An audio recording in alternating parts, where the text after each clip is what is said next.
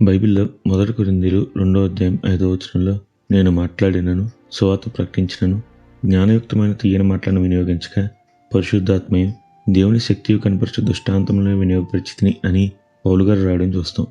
మీకు తెలుసా, చాలా వరకు మనుషులు చెవులకు ఇంపుగా, ఉత్తేజాన్ని ఇచ్చే విషయాలు, ఆసక్తిగా ఉండే కొత్త విషయాలు వినడానికి ఇష్టపడతారు.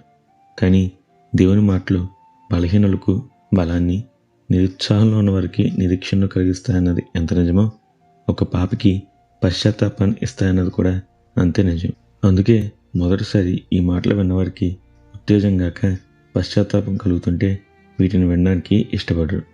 మరి అలాంటి వారికి సువార్త ఎలా చెప్పాలి అంటారా? దేవుడు చెప్పినట్టే చెప్పాలి. నమ్ముతారా? ఈరోజు దేవుడు మీతోనే మాట్లాడుతున్నాడు. మరి ఈ రోజును దేవుని వాక్యదానితో ప్రారంభిద్దామా?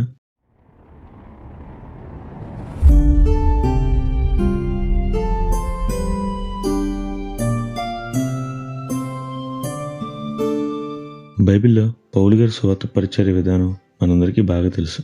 పూర్వం దోషకుడును, హింసకుడును, హానికరుడునైన వ్యక్తి క్రీస్తుని విశ్వసించాక చేసిన సేవ మనందరికీ తెలిసిందే.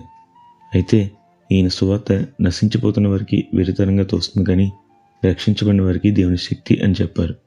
అయితే మీరు కానీ అపోస్తుల కార్యాలు 17:16-34 వరకు వచనాలు చూస్తే ఇక్కడ పౌలు గారు ఏథెన్స్లో ఉన్నట్లు చూడవచ్చు. ఈ ఏథెన్స్ వారు అతి దైవభక్తి గలవారు, అలాగే జ్ఞానతృష్ణులు. వీరికి ఎప్పుడు ఏదో కొత్త విషయం వినడం, నేర్చుకోవడం అలవాటు.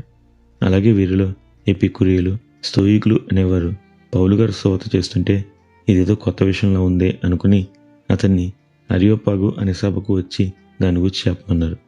పౌలు గారికి తెలుసు, ఈ సభలో వ్యక్తులందరూ జ్ఞానాన్ని వెతికేవారని, ఎప్పుడూ ఏదో కొత్త విషయాన్ని తెలుసుకోవాలని ఆశపడేవారని. అయితే వారి జిజ్ఞాసకు తగ్గట్టు విజ్ఞాన శాస్త్ర విషయాలు కాదు, కానీ పౌలు గారు దేవుని సువార్తనే వారికి వినిపించారు. పౌలు గారికి తప్పక తెలుసు వారు తనను తిరస్కరిస్తారని, కానీ అందరూ కాదు. అవును, వారిలో దేవుడు ఏర్పరచుకున్న వారి కోసం దేవుడు తనలో ఉంచిన విషయాలనే పౌలు గారు వినిపించగా అందరూ పౌలు గారిని అపహసించారు. కానీ కొందరు దేవుని విశ్వసించారు. వారిలో అరియోపాగ్యుడైన దియోసీనియు, దమరి అని ఒక స్త్రీ, మరికొందరు ఉన్నారు. చూసారా, అందరూ కాదు, కొందరే. ఆ కొందరిలో ఒకడైన అరియోపాగ్యుడైన దియోసీనియు, ఇతని కోసమే దేవుని మాటలు. అందుకే జ్ఞాపకం పెట్టుకోండి, అన్ని జనులకు దేవుని మాటలు ఉత్తేజాన్ని కాదు, పశ్చాత్తాపం కలుగజేయాలి. ఎందుకంటే రక్షించబడిన వారికి దేవుని వాక్యం ఆహారం కాబట్టి అది తప్పక బలం ఇస్తుంది. కానీ రక్షణ లేని వారికి ఇది దేవుని నుండి వచ్చే అవకాశం. కాబట్టి మనుషులకు ఏది కావాలో అది కాదు, దేవుడు ఏం చెప్పమన్నాడో అదే చెప్పండి. ఒక్కొక్కసారి ఇది కఠినంగా ఉండవచ్చు, కానీ కొందరికి ఇవే దేవుని వద్దకు వచ్చే అవకాశాలు. అట్టి విధంగా దేవుని కొరకు వాడబడే భాగ్యం దేవుడు మనందరికీ దయచేయనుగాక.